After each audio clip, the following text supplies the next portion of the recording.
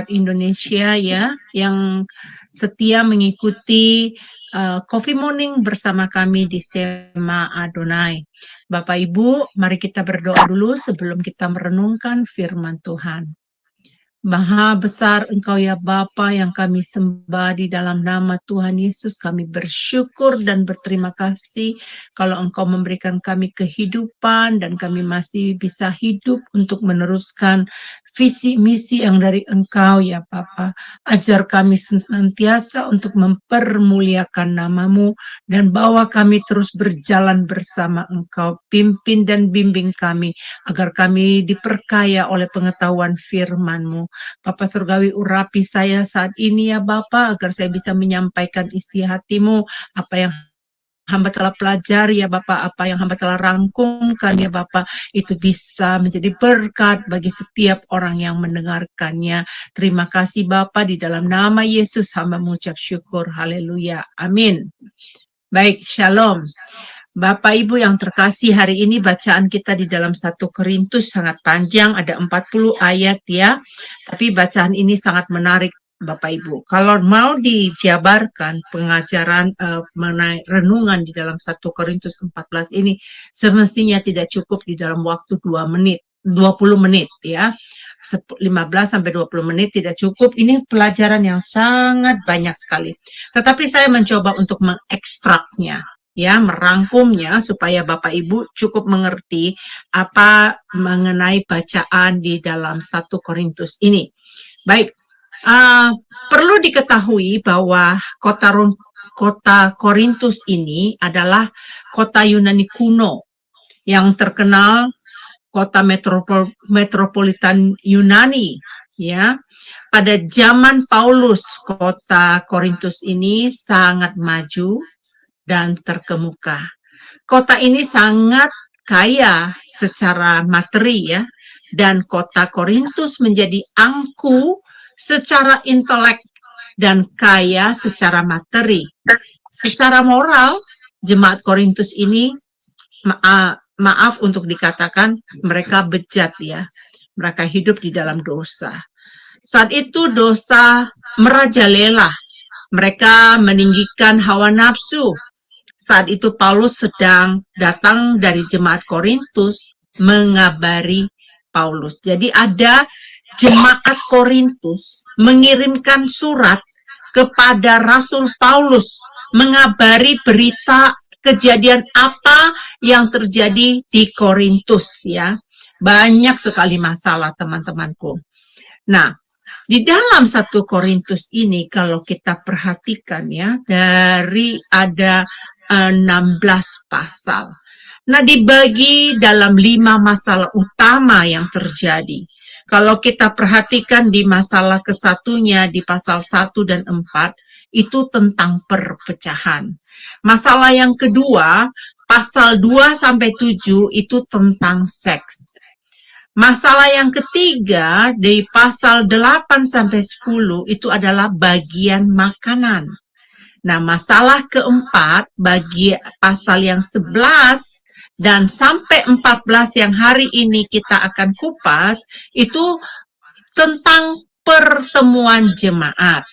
Nah, masalah yang kelima di pasal besok, pasal 15, itu bicara tentang kebangkitan. Dan di pasal 16, itu salam penutup Paulus. Dalam setiap pasal ini, Paulus menjelaskan adanya masalah di jemaat Korintus. Nah, keadaan jemaat Korintus hidupnya tidak sesuai dengan Injil. Mereka diberikan karunia, tapi tidak memakai karunia secara benar. Jadi, teman-teman semua, saya akan memberikan tema renungan pada hari ini adalah memakai karunia secara benar. Sekali lagi saya katakan, memakai karunia secara benar.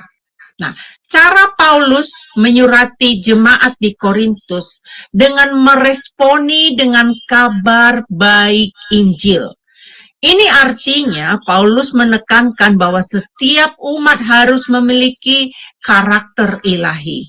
Saudara-saudaraku, pertumbuhan jemaat Korintus ini tentunya sangat dinamis. Pada saat itu, jemaat di Korintus terjadi persaingan. Mereka lebih meninggikan setiap karunia-karunianya. Kita sudah baca ya di pasal 12 kemarin 2 hari yang lalu bahwa mereka diberikan karunia-karunia ya.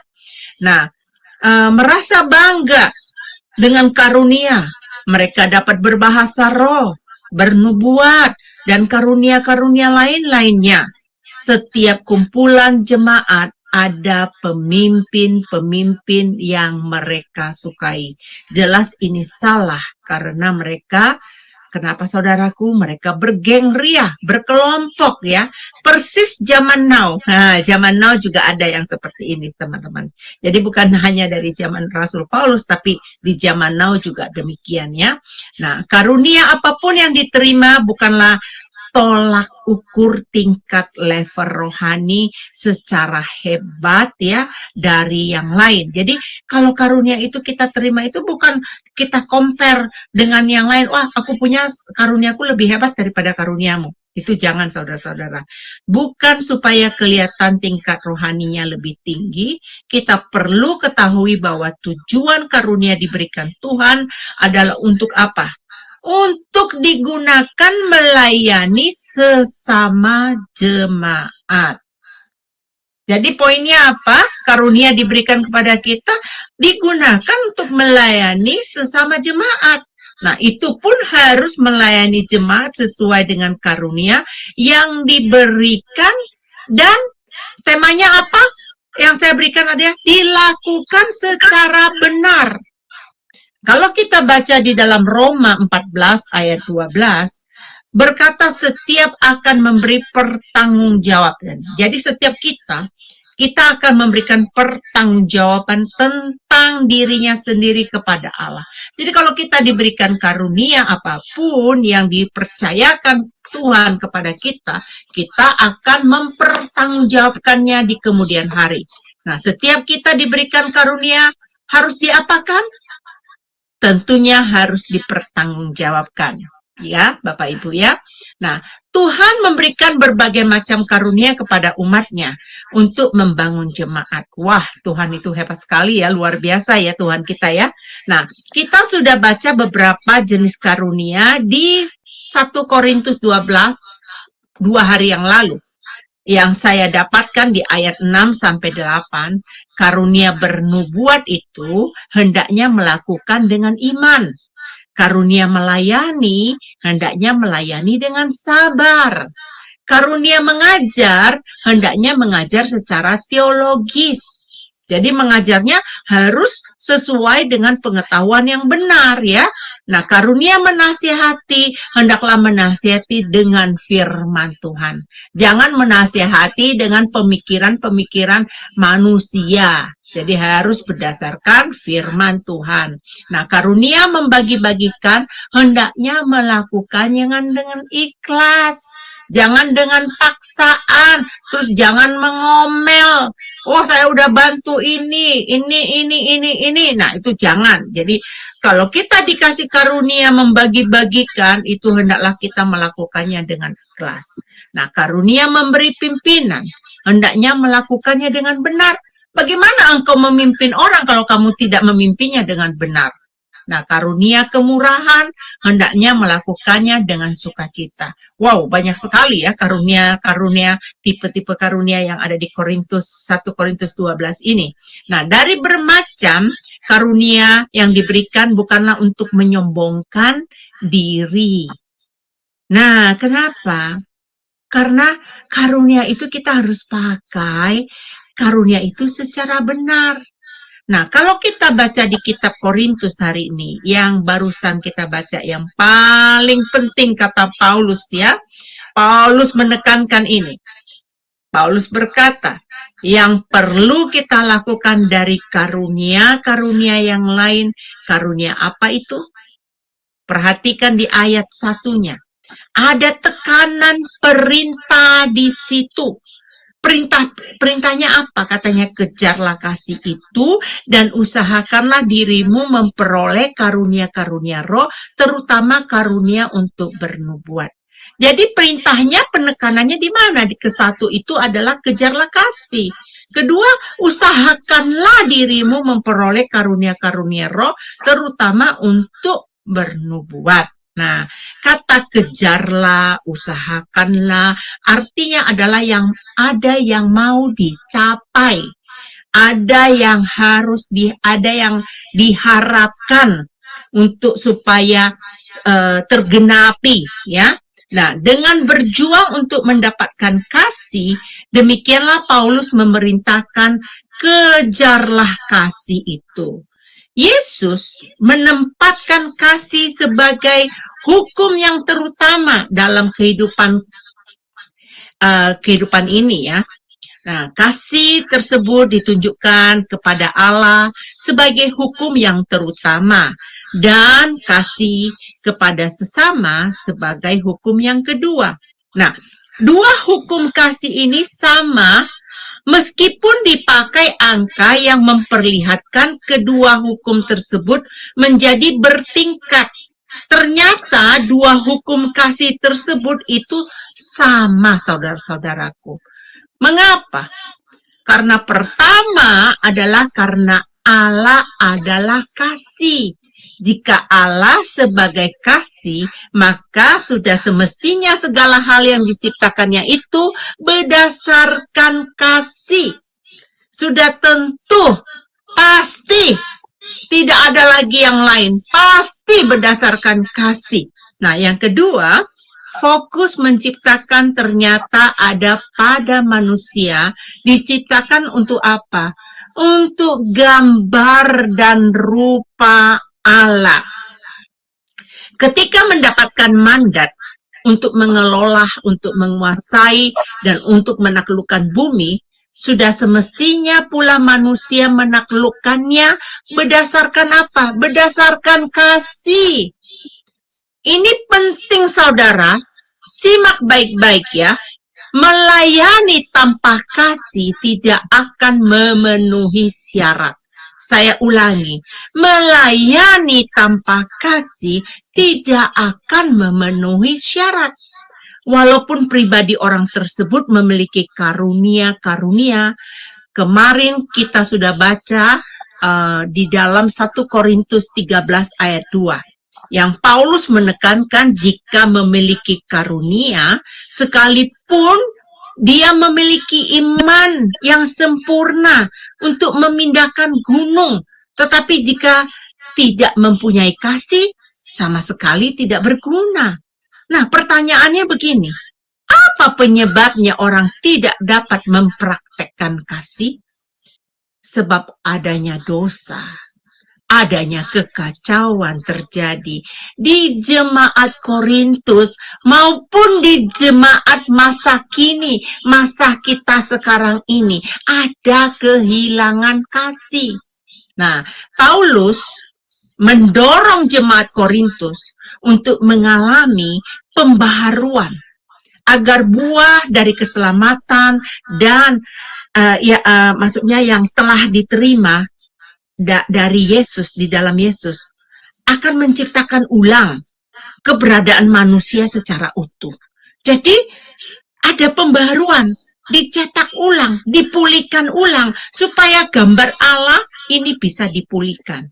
Nah, goalnya Paulus agar setiap jemaat memakai karunia dengan benar. Tadi saya sudah katakan, masalah yang terjadi di pasal 11 dan ayat 14 tentang pertemuan jemaat, ya.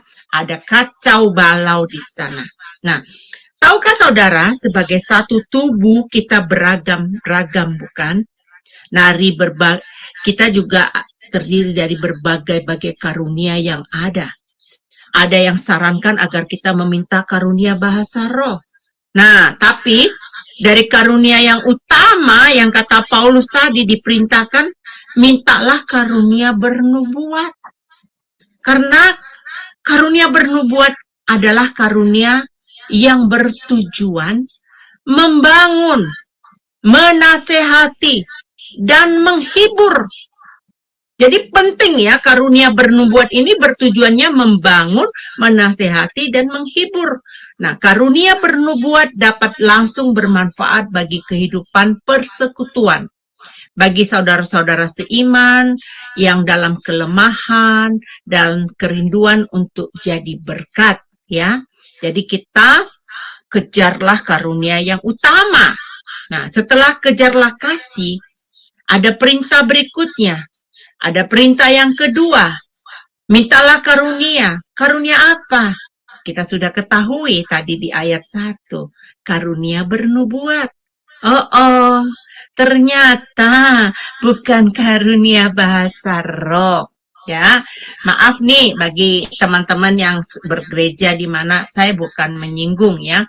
Tetapi pada umumnya banyak sekali ada yang berkata, minta karunia bahasa roh, minta karunia bahasa roh.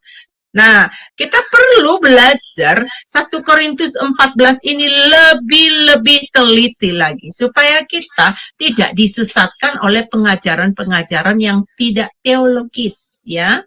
Nah, sebelum saya meneruskan renungan saya ini, saya mau bercerita terhadap teman-teman. 2 minggu yang lalu ya, aku sedang ikut kuliah.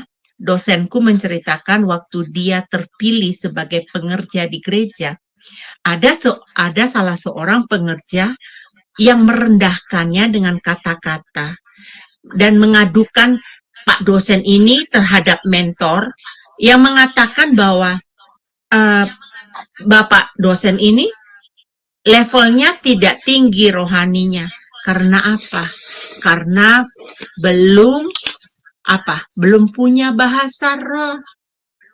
Nah, di sini bahasa roh yang benar yang dikatakan di dalam firman Tuhan itu adalah bahasa roh yang seperti di Pentakosta. Di mana kita tahu ayat ini ada di Kisah 2 ayat 1 sampai 11. Bapak Ibu boleh membacanya ya.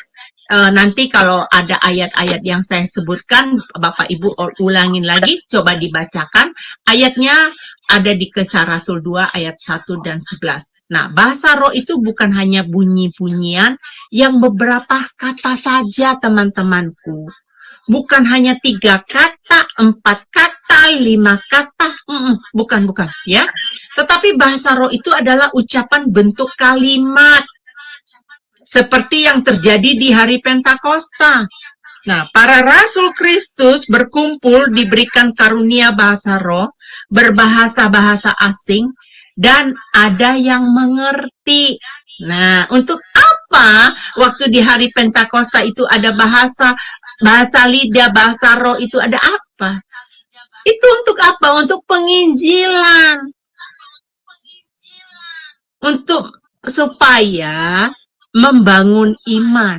Nah, waktu bahasa itu diucapkan, tentunya ada orang yang bisa menafsirkan bahasa roh itu. Nah, perhatikan apa kata Paulus. Kalau Paulus berkata jika ada, berarti apa? Bisa tidak ada, bukan? Nah, kalau ada yang berbahasa roh, 2 atau 3 orang secara bergantian, dengan tertib, bukan semua umat yang dalam berkumpul, berbahasa roh, berteriak-teriak begitu, bukan begitu. Kata Paulus, yang berbahasa roh tuh juga harus bergantian. Jangan bikin ribut suasana.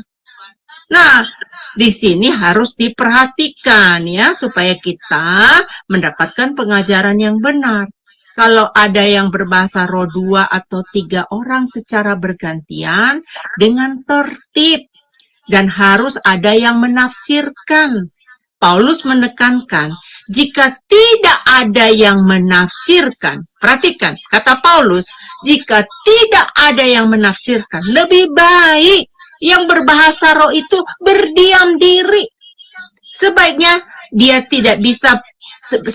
dia yang bisa berbahasa roh itu tadi berkata-kata kepada dirinya sendiri dan kepada Allah. Nah, itu memakai karunia secara benar. Itulah mengapa Paulus menekankan di ayat keempat, nanti Bapak Ibu baca di ayat 4, ayat 14, dan ayat 19, bahwa bahasa roh itu tidak terlalu berguna membangun jemaat jika tidak digunakan tanpa aturan, tanpa ada yang menafsirkan. Kalau karunia bernubuat, itu berguna untuk membangun jemaat, karena langsung dimengerti tanpa harus diterjemahkan. Nah, dari segala karunia yang utama adalah karunia bernubuat. Ada 2 karunia Tuhan yang dinyatakan di jemaat Korintus. 1, karunia secara pribadi.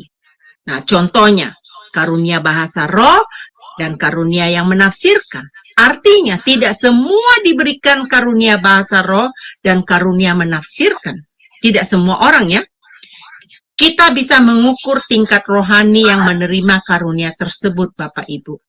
Jika diberikan karunia bahasa roh itu, ya, saya sangat yakin bahwa hubungan pribadinya bersama Tuhan sudah intim.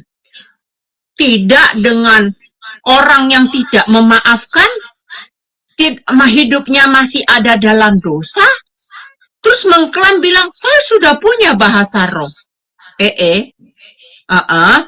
Pikir-pikir dulu ya, benar apa enggak? Nah, dari mana kita ketahui jika umat kudus semakin bertumbuh, berakar, diukur dari kedekatannya dengan Tuhan. Nah, yang kedua, karunia secara publik. Nah, karunia secara publik ini dipakai untuk apa? Untuk membangun jemaat. Karunia nubuat yang memiliki pikiran Kristus dan yang memiliki pengetahuan biblika. Ya, dengan baik, pengetahuan Alkitab dengan baik. Terus yang sistematis, dengan baik secara historis maupun secara aktual, yang dapat dipertanggungjawabkan.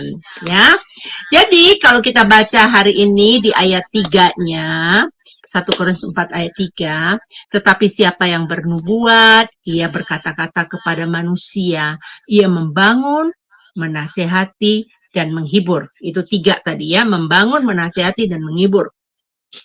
Nah, orang yang bernubuat akan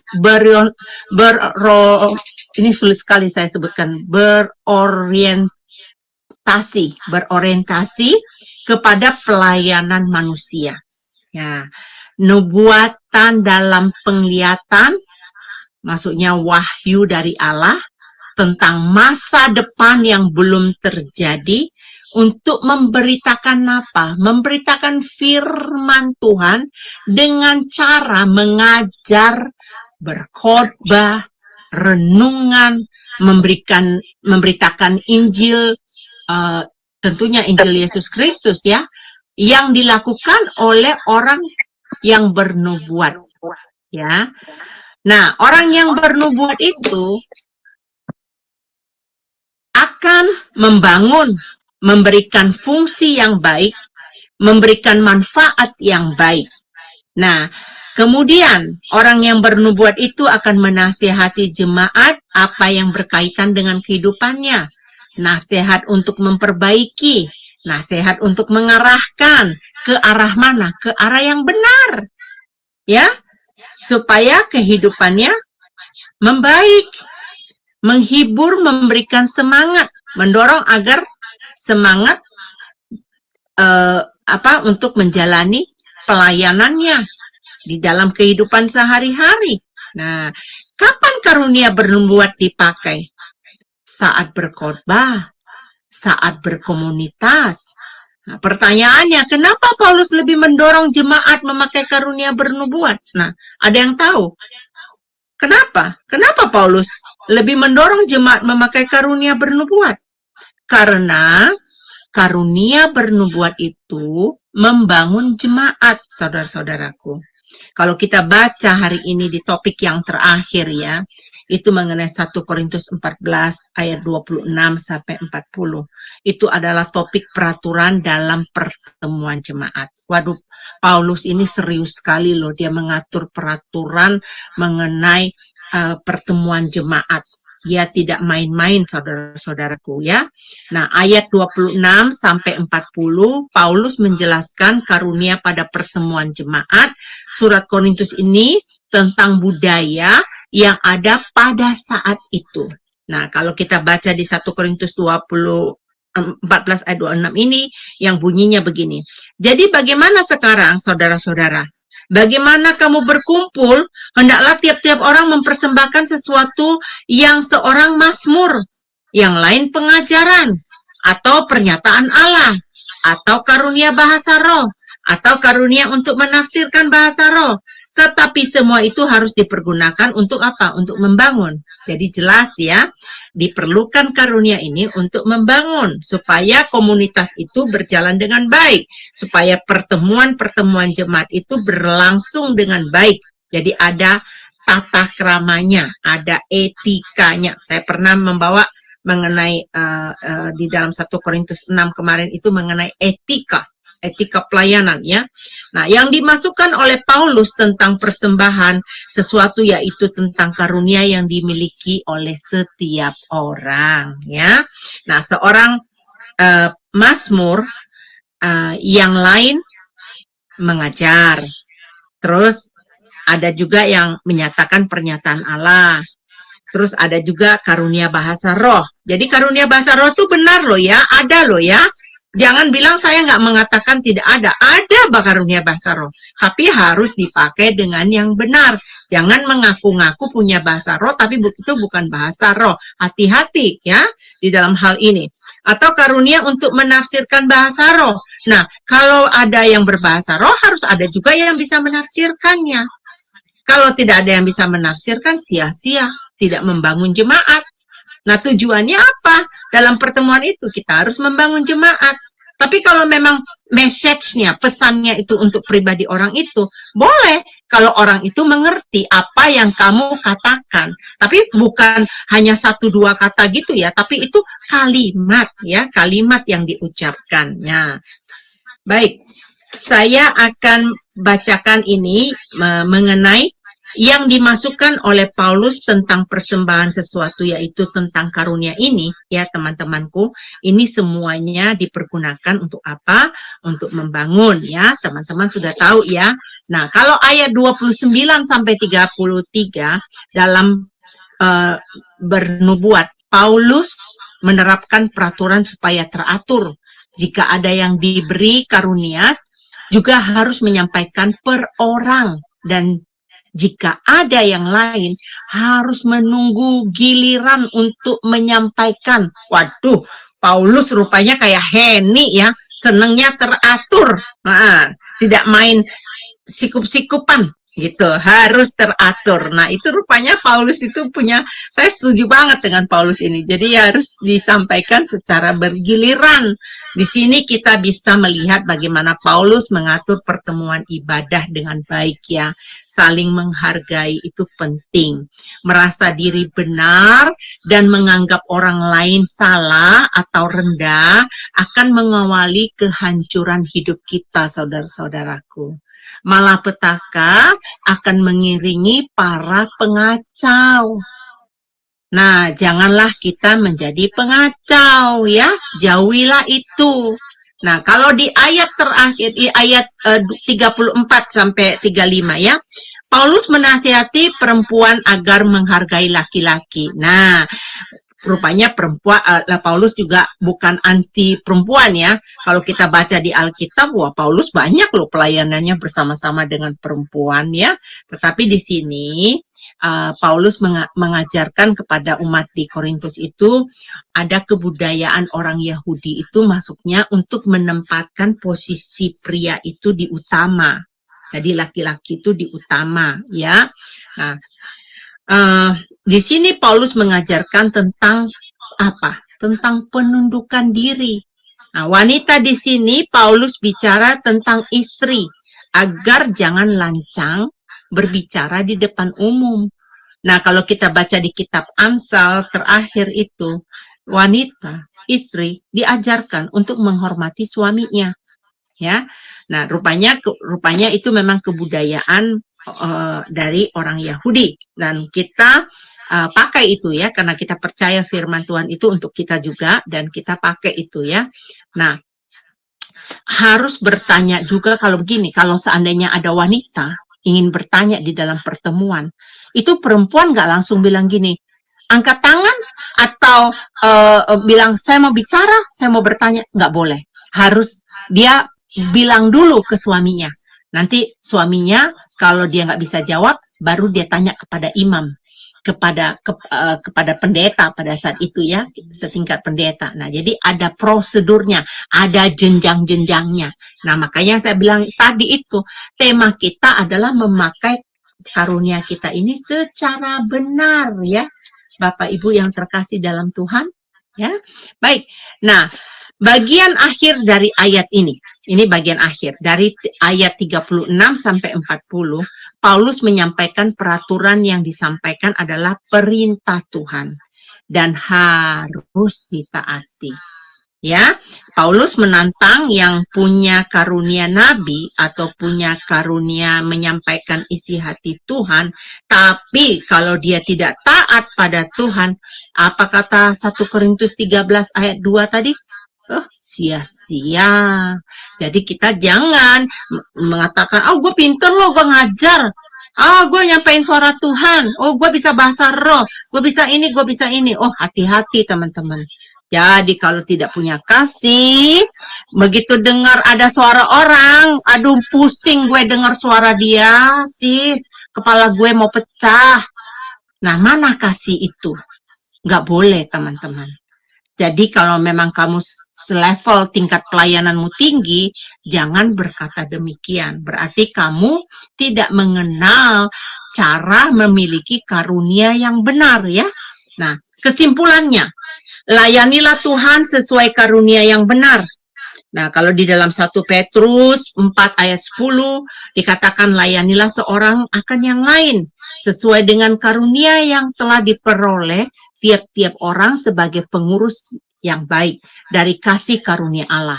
Jika ada orang yang berbicara, baiklah ia berbicara sebagai orang yang menyampaikan firman Allah.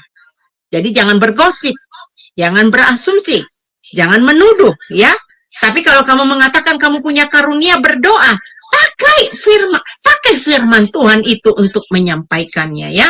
Jika ada orang yang melayani, baiklah ia melakukannya dengan kekuatan yang dianugerahkan oleh Allah. Kalau kamu belum punya, minta kepada Tuhan. Pasti Tuhan akan memberikannya kepadamu. Supaya Allah dimuliakan dalam segala sesuatu karena Yesus Kristus ialah yang empunya kemuliaan dan kuasa sampai selama-lamanya. Nah, tujuan Paulus, ya, ini kesimpulannya.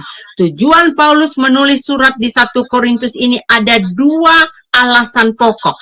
1 alasannya, untuk membetulkan masalah yang serius dalam jemaat Korintus. Hal-hal yang meliputi pelanggaran yang dianggap remeh oleh jemaat Korintus. Tetapi Paulus menganggap ini sebagai dosa yang serius. Jadi mesti ditangani oleh Paulus. Begitu dia mendapat surat dari Korintus, dia menanganinya dengan serius ya. Nah, yang kedua, tujuannya Paulus menulis surat di Korintus itu tujuannya untuk memberikan bimbingan dan instruksi atas berbagai pertanyaan yang telah ditulis oleh orang Korintus. Hal ini meliputi soal doktrin, soal perilaku, dan soal kemurnian, baik secara perorangan maupun secara jemaat. Jangan merasa diri benar dan menganggap orang lain salah, saudara-saudaraku. Jangan menganggap orang lebih rendah. Kamu tidak selevel dengan saya. Kamu tidak sefrekuensi dengan saya. Kamu tidak seanggota dengan saya. Jangan lakukan hal itu. Ya, kalau tidak ada yang menjadi kalau tidak, saudara-saudaraku, begini maksud saya, kalau tidak ada, ya, akan menjadi awal kehancuran bagi hidup kita. Nah, itu maksudnya kalau tidak ada kesabaran tadi maksud saya. Jadi harus ada kesabaran, harus ada penguasaan diri, harus ada karunia-karunia itu dikembangkan dalam hidup kita supaya karunia-karunia yang Tuhan katakan untuk membawa damai ini berlaku. Nah, kalau tidak akan menjadi kehancuran bagi kehidupan kita. Nah, aplikasikan ini saudara-saudaraku. Pakailah karunia roh seturut dengan kasih kepada Tuhan dan sesama untuk membangun gereja. Yang kedua, pakailah karunia dengan teratur agar ada damai sejahtera. Yang ketiga, pakailah karunia secara benar. Paulus menekankan karunia ini ya, bukan yang terpenting, maksudnya bukan yang seperti yang anggap oleh orang-orang banyak selama ini dari pengertian-pengertian ya. Mereka mengambil 1 Korintus 14 ini, wah tentang karunia-karunia ini mereka membicarakan tentang itu. Tapi coba kalau dibaca dari ayat 1 sampai 40, ketemu di situ. Ternyata bukan yang utama itu karunia yang menurut mereka selama ini harus itu tidak ya. Jadi mari melayani dengan memberi makna karunia yang benar, tujuannya untuk membangun jemaat. Nah, peliharalah hidup yang membangun damai agar dapat membawa sukacita kepada jemaat. Bertanggung jawab di setiap karunia yang dipercayakan kepada kita. Ada amin saudara-saudaraku? Saya berharap kita semua bisa memahami renungan pada hari ini 1 Korintus 14. Saya mencoba bagaimana menjabarkannya dengan baik, merangkumkannya dengan baik, mencari semua bahan-bahan yang pernah saya pelajari dahulu, dan saya memakai buku Alkitab yang namanya Penuntun Hidup dalam Berkelimpahan. Jadi referensinya banyak saya dapatkan dari sana. Mari Bapak Ibu, mari kita berdoa. Kita minta terima kasih kepada Tuhan ya. Bapa Sorgawi, kami bersyukur dan berterima kasih. Engkau membukakan satu pengertian baru kepada kami untuk 1 Korintus 14 ini ya Bapa. Bagaimana kami harus memakai karunia ini secara benar. Tentunya Bapa kami tidak mau seperti yang terjadi pada jemaat di Korintus. Penuh dengan polemik, penuh dengan perdebatan, penuh dengan persaingan ya Bapa. Bapa ajar kami ya Bapa, agar kami bisa melakukan seluruh karunia ini dengan benar dan bisa mempertanggungjawabkan di kemudian hari dikala kami bertemu muka dengan Engkau ya Bapa, dan mampukan kami ya Bapa agar hari demi hari Roh Kudus menolong kami dan pertajam kami Bapa, agar kami cerdas Tuhan dalam bertindak, mengatur segala kehidupan kami, agar kami berkenan di hadapan-Mu. Terima kasih Bapa, dan di dalam nama Yesus kami mengucap syukur. Nama Tuhan Yesus, mari kita menerima berkat dari Allah Bapa. Tuhan akan menyinari kita dengan senantiasa dan akan memampukan kita menjadi pemenang. Tuhan akan memberkati kita, akan menjadi pelaku firman Tuhan. Tuhan akan memampukan menjadikan kita saksi-saksi Kristus. Sinar kemuliaan melingkupi kita, dan kasih karunia Yesus dan kasih Allah dengan persekutuan Roh Kudus akan menyertai kita sampai pada akhir zaman. Amin.